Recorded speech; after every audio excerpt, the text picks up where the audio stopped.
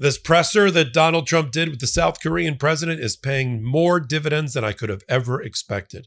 Not only did he say out loud during the press conference in front of the South Korean president that he admired the North Korean dictator, but at the same time, as long as we're on to dictatorship, he said out loud that he was in favor of having 600,000 Chinese students a year, I guess march in unison, into the United States to take seats in American universities. That was an imperative, part of the trade that he's doing. 600,000 Chinese to go back to the Chinese Communist Party and help upgrade the military and technology and other breakthroughs of our enemy, the Chinese. All right, can we just say it out loud? Donald Trump has lost his mind. And MAGA has noticed, because if you get Laura Loomer and Marjorie Taylor Greene both going, I thought this was America first, not China first. New policy, everybody. China first. I'm Michael Popok. You're first. We're here together. Midas Touch, Legal AF YouTube channel. All right, let's break all this down. Let's just put it in perspective first. Foreign students that come into American universities is a big business. It's a big business. Last year alone, international students contributed $44 billion to the U.S. economy and helped create or sustain 400,000 jobs. That's a lot of jobs, especially when Donald Trump got rid of 100,000 federal workers. It's nice to know that the economy generated by all foreign students is about a 400,000 a year job business. Now, many of them are Chinese. I'll give you an example. Let's put the 600,000 number a year, which I almost can't say. I can't get my tongue wrapped around it. How does that compare to past years? We're at the height during COVID.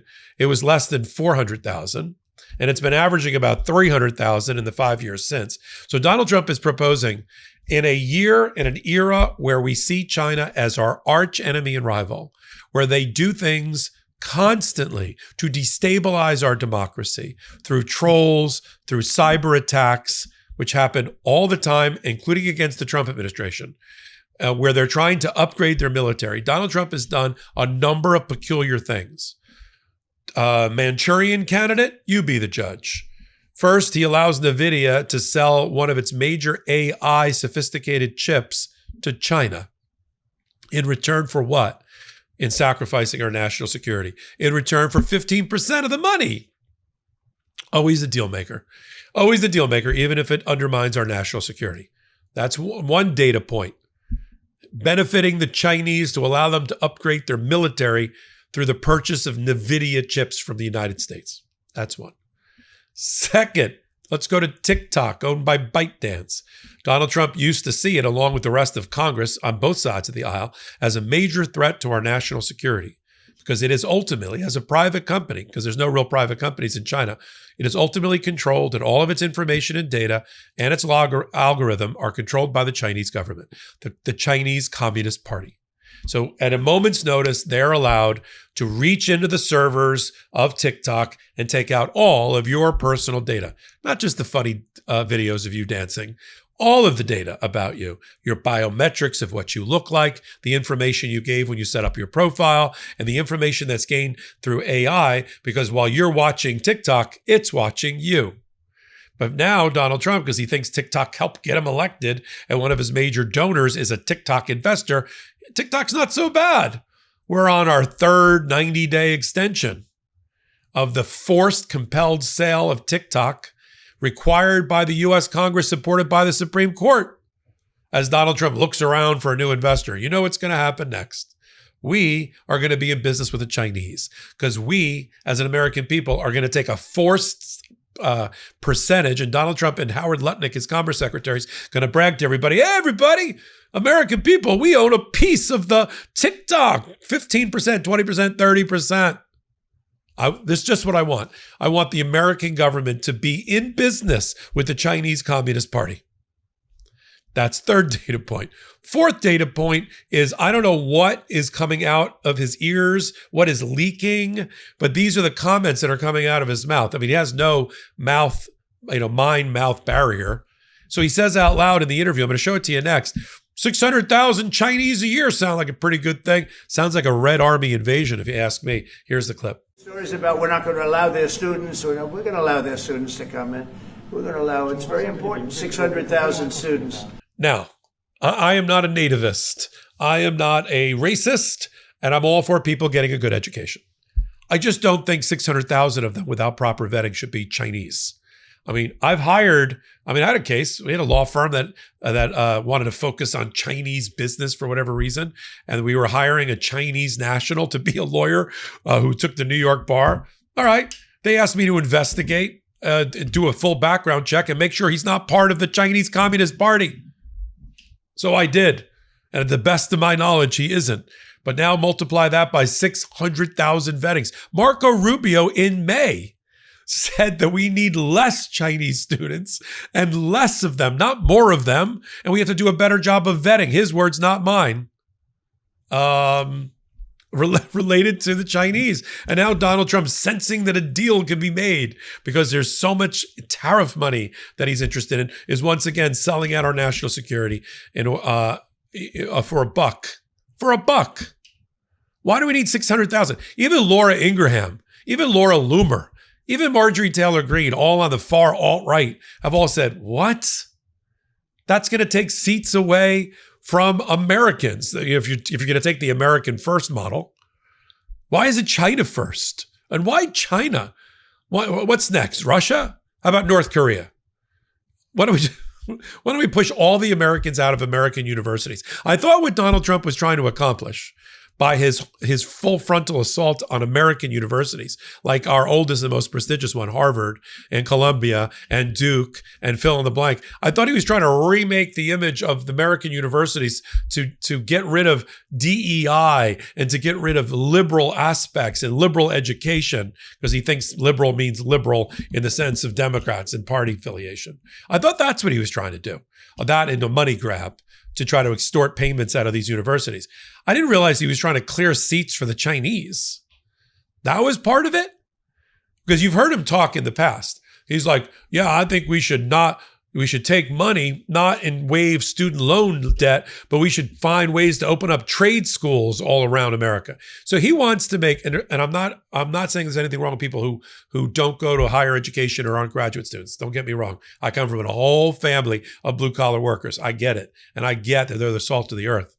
But his focus is on, let's have more trade schools and let's have less people in higher education, unless they're Chinese. See, I just don't get the thought process. And you got to hear the collective head smack that was going on in the White House, because this is so inconsistent. I mean, they trot Howard Lutnick, the Commerce Secretary, out, who frankly will say anything to support his fearless leader. He's drunk that much of the Kool-Aid. He said, well, it's really, you got to understand, it's a transactional thing and 15%. And if we don't let them all in, American universities will fail because they need the money. That's a version of what, I mean, it's barely a parody of what he said. Yeah. This is not what America signed up for. This is not what we voted for. And eventually, and soon, America is coming for the Trump administration, because at the midterms, we're finally going to remind him what we voted for. Whatever it was that even the MAGA and the right wing voted for, it wasn't this. It was, I mean, as I joked at an earlier hot take, this is this is Maoist America. Government takeover of companies, forced sale of equity in companies to the government. This is communism. This isn't republicanism. This isn't America. We're taking a stake in NVIDIA. We're taking a stake in Intel. We're taking a stake in U.S. Steel through Japan. We're taking a stake in a rare mining company. We're taking, every time a company gets in trouble, they can go to Donald Trump and make a deal. He's not running a hedge fund. This isn't a private equity fund with other people's money. This is American taxpayers' dollars. Republicans aren't supposed to be, MAGAs are supposed to be taking over companies. But this is what Donald Trump admires. So he's trying to curry favor with the Chinese. And as a result, he's going to let in all of their people. We're going to be training the Chinese leaders to go back and try to defeat America. So when they are walking over us with their upgraded technology and understanding, because they're not taking poetry. They're not taking, English literature, English poetry from the 18th century. They're not taking that. Shakespeare 101. They're taking atomic reactor physics. I'm making up courses now. They're taking artificial intelligence 101, 401, 501. They're taking chemistry and they're taking, all sorts of other sciences and computer science. So they can go march back to China and report back for duty with the Communist Party. That's what they're doing. And so when they walk all over us, we can say as their boots are stamping our necks and our throats, hey, where'd you go to school? They'll look down at you and say, Harvard, Yale. I was a Trump scholar. I'm Michael Popok. We're going to continue to call all of this out, all this hypocrisy, this ludicrousy. It's one thing for Donald Trump to age in place. It's another thing from the place that he's aging in and going down the tubes in is the White House.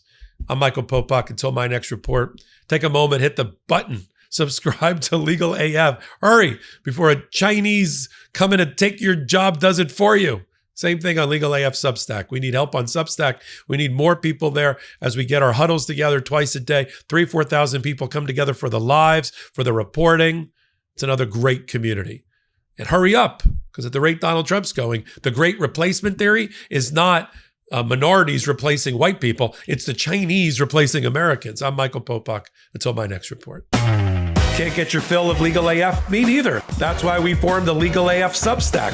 Every time we mention something in a hot take, whether it's a court filing or a oral argument, come over to the Substack. You'll find the court filing and the oral argument there, including a daily roundup that I do called, wait for it, Morning AF. What else? All the other contributors from Legal AF are there as well. We got some new reporting. We got interviews. We got ad-free versions of the podcast and hot takes. Where? Legal AF on Substack. Come over now to free subscribe.